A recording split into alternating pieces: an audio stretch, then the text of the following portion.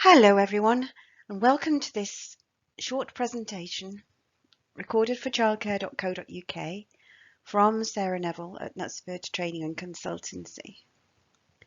We're going to be talking about returning to work. For many childcare providers, childminders, nurseries, preschools, we closed our doors on the 23rd of March 2020 and we are reopening on the 1st of June 2020. That's a long time for many to be closed. Some did stay open throughout.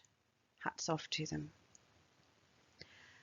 But for the vast majority, I think, we've had those important conversations with parents about what we're doing, when we're reopening, how we're going to do things.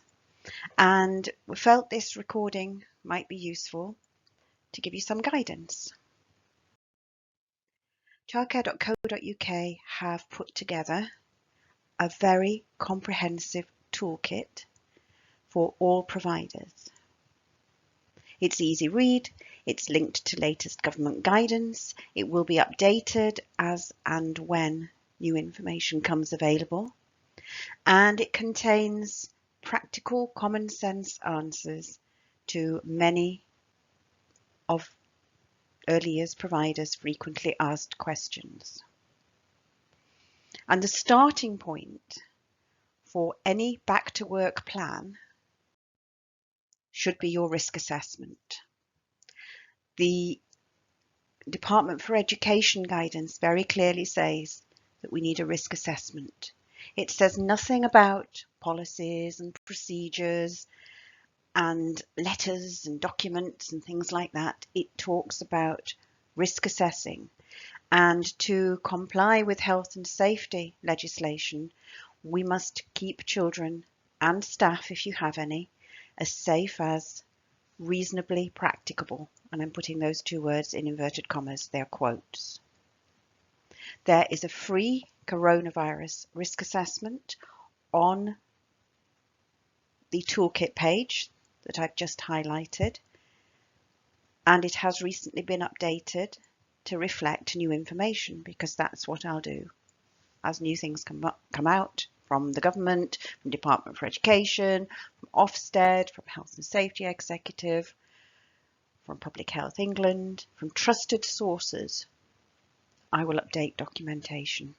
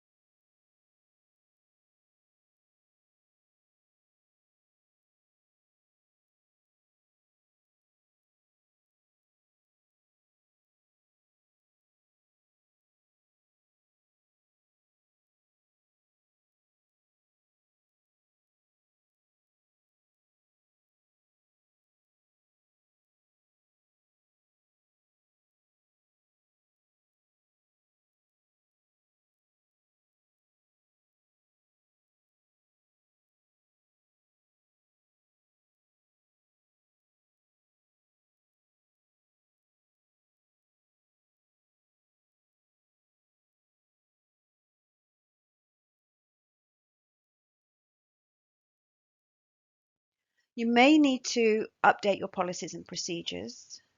The main ones, I think, in writing are health and safety and illness and infection control.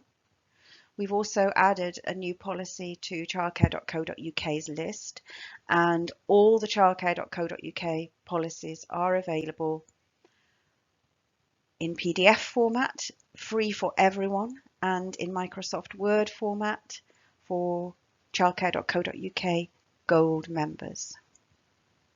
The new arrival and departure policy can be obviously adapted to your setting, your ways of working, but it talks about how we're going to be doing doorstep drop-offs to keep everyone as safe as reasonably practicable during these tricky times. When you're thinking about which children to take back and when, the government advice will be that you should prioritise your preschoolers. So your plan might be to bring your preschool children back first, then siblings of preschool children, and then other children to a safe capacity. Think in group settings about your staffing.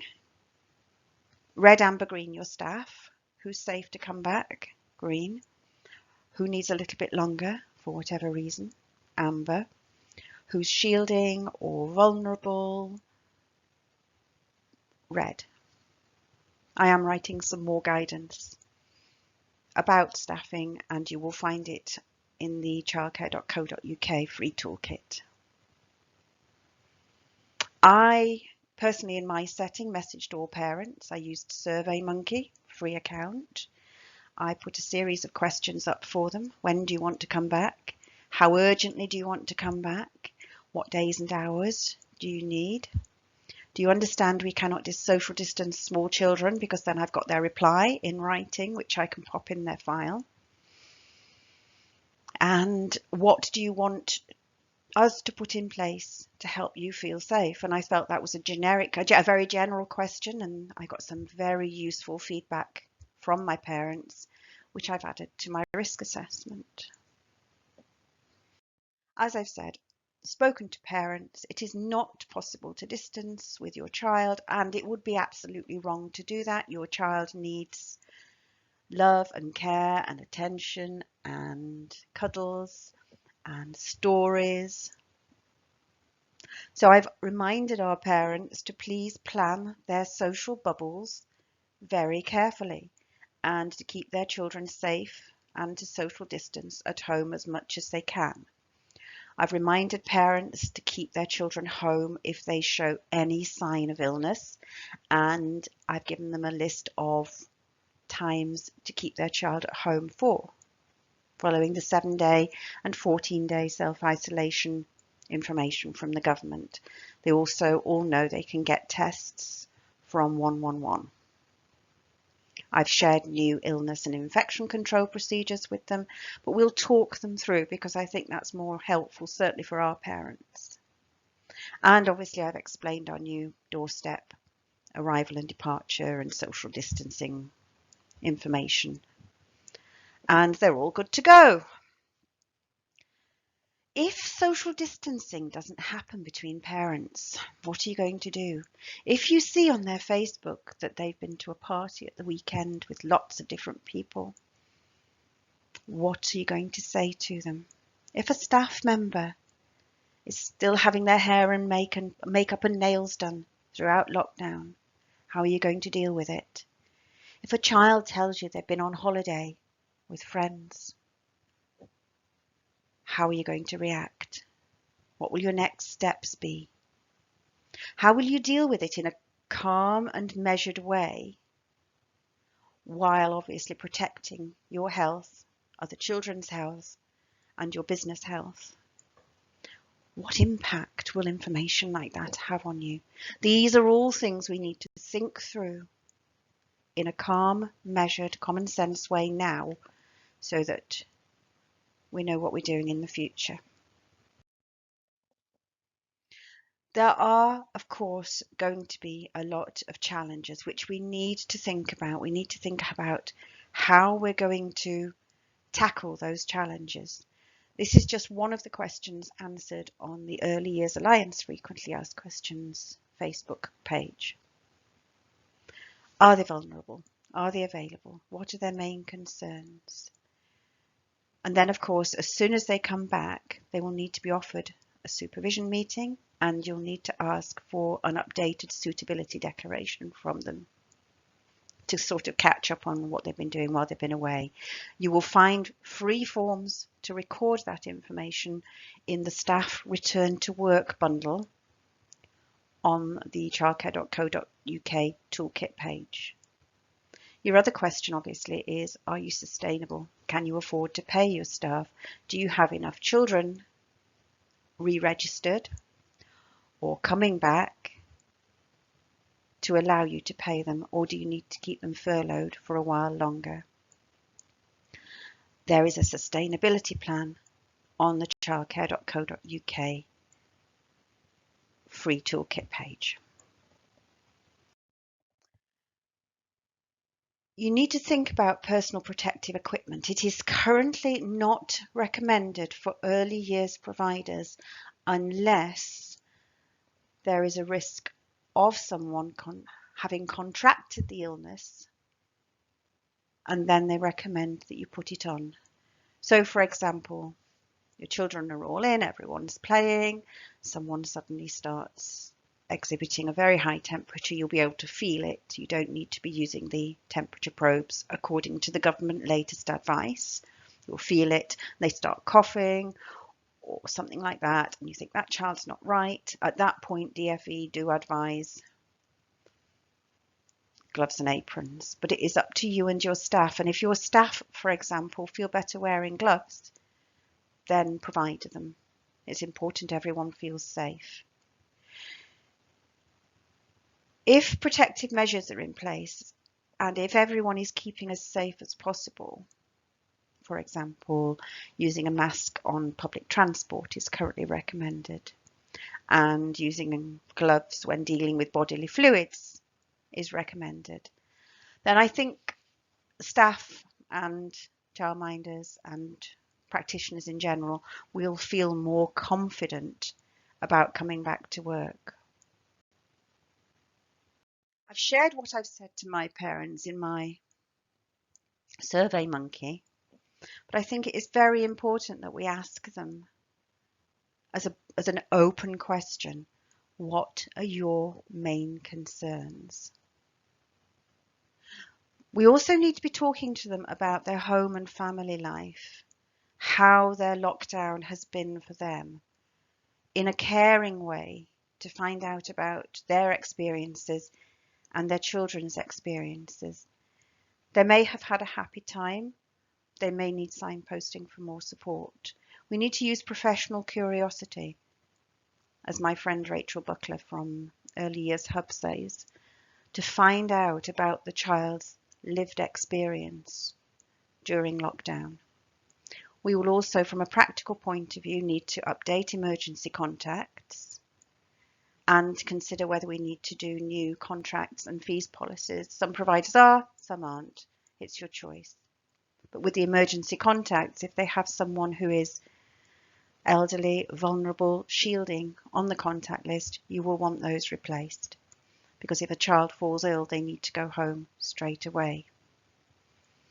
And I've added this photograph to just get everyone thinking about how you're going to be dealing with handovers, because there's no 2 meters social distancing from parent there. It's a challenge. We're being solution focused. We need to think it through now.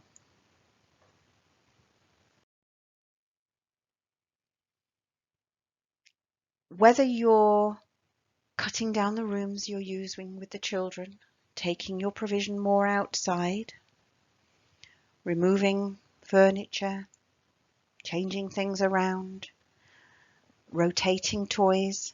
So learning isn't limited, learning is just rotated. Whatever you do, you need to think about ratios and floor space. Do you have the ratios to look after the children? Bearing in mind in group settings, the ratios sorry, the staff qualifications have been relaxed slightly. And bearing in mind children's friends, we need to keep them in tight bubbles, but we need them in the right bubbles. It's a consideration before you open your doors. As I've said, we need to know about the lived experience of every child. Every child, there will be an impact of lockdown, and parents are best placed to tell us initially changes to home routines, changes to well-being, behaviour. We may see regression, thumb sucking, clinginess, toilet accidents. For some children, they may sadly be dealing with bereavement, and charities like Winston's Wish will be able to give them help and support. There is some bereavement advice, a short guide with links to charities and books you might read, and further information to source on the Childcare.co.uk toolkit page. To start with, when they first come back, we need to be looking at a very strongly focused personal, social and emotional development curriculum, I feel, to resettle, to recover. From June 2020 until the disapplications to the EYFS are removed, they're reviewing them towards the end of September. You need to make, another 2 words here in inverted commas as a quote, you need to make reasonable endeavours to meet the existing learning and development requirements and to deliver your usual curriculum. You can find more information about the disapplications to the EYFS online if you Google. This means that you'll need to adapt your curriculum, and I think the priorities will be, in no particular order, in my setting, increasing outside play. So I've been thinking about resources, equipment, cleaning station, toy cleaning station, bin for tissues, putting everything together that I'm going to be wanting to use outside. I think the focus will be on personal, social and emotional development, self-regulation, emotional support for the children. We obviously will be wanting to introduce new routines, thinking about how those will work and adapting them and tweaking them as we go along. I feel, having read up on this and having done a lot of research, I have an early years colleague called Minnie, who does an awful lot of work on trauma-informed practice. And I've been reading her work. She's done a number of blogs, freely available. And my restarting curriculum will be very trauma-informed, based around, as I said, outside play, because it's so refreshing to be outside. The occasional walk to quiet places where the children can move around freely in a larger space, and personal, social and emotional development. I will have flexible child-led routines based on choice and the children collaborating and connecting. The focus will be on resilience, self-regulation, healing, their emotional health and their mental strength. And to provide that curriculum, I'm looking at my environment. I'm not taking everything they love away. That won't help them reconnect when they come here. I'm rotating. And I'm cleaning. So I've looked at hand washing resources, cleaning resources. They are coming back into the shops now. I have been able to buy everything I've needed. And that's flannels. And they're talking in the Department for Education latest guidance, not just hand washing, but faces as well. For young children, I've got a new mop. I had to buy a new steam mop. These things you have to do, don't you? A new bucket and mop, bleach, making sure I've got the right sort of bleach to the right dilution, replaced every day or replaced as it says on the bottle, and that I'm using it for the correct length of contact time. because some say immediate, some are 5 minutes, some are 10 minutes plus, some are leave and don't wipe. I've got my gloves, PPE, because otherwise my hands will shrivel up. And when my staff do come back, we'll be talking about the 2-step cleaning method: soap and water, bleach to sterilise, opening a window to ventilate.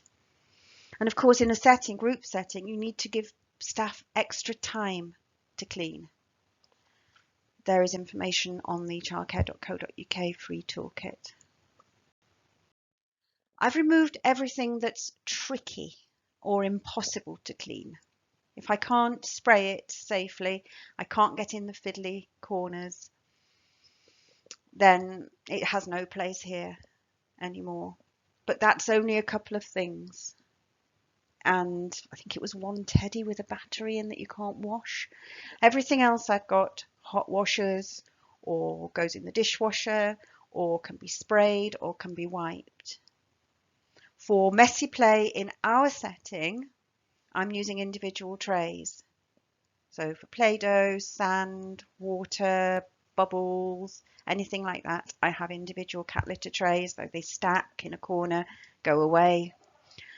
It will mean every child can access malleable play, because it's very healing, isn't it? Putting your hands in something and moving it around. I mean, gloop is just amazing. Plus, of course, they're learning science, they're mixing themselves. We'll be doing cooking in our cleaned and sterilised trays as well. We're reducing flashpoints. Department for Education call them flashpoints or pinch points during the day, when children might struggle, like transitions, or they might react negatively, or they might struggle to share. And we're going to be doing an awful lot of singing, because singing brightens everything. You burst into song, everything stops and everyone joins in. When we're thinking about being outside more, and I love this picture from a Childminder colleague who donated it to my stock pictures, we'll be connecting a lot more with nature. We'll be engaging more with nature. So our curriculum here in my setting is going to be much more nature based.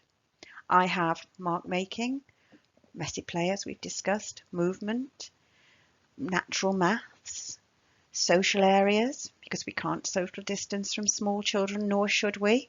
So the tent or the tunnel, food and drink provision outside. We thought about where children are sitting. We're keeping our bubble small so everyone can have their own space.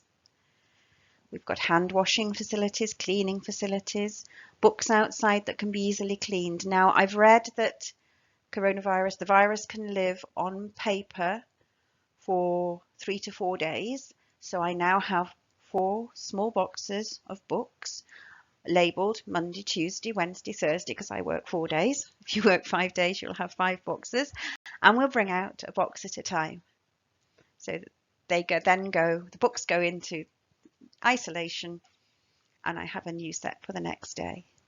We're all going to find solution-focused ways to manage this, to make it work for us. I think it's really important that you think these things through now. We have plenty of arts and crafts. Each child will have their own pencil case, and we've named them. And we're going to put a little photo on them with their new picture, with their lockdown haircut. And I think they'll be excited about that as well. And we've also looked at the garden and our space, and we've made sure we have somewhere to sit and watch the clouds, somewhere where the children don't have to be jolly and join in. They can just take a moment and relax. Now is the time to plan. Now is the time to prepare. Now is the time to get ready. You need to stay calm, keep updated, because things are changing. The Childcare.co.uk toolkit has only been out there just less than a week, and it's been updated twice already. There will be updates, and there will be more information coming out from Department for Education soon.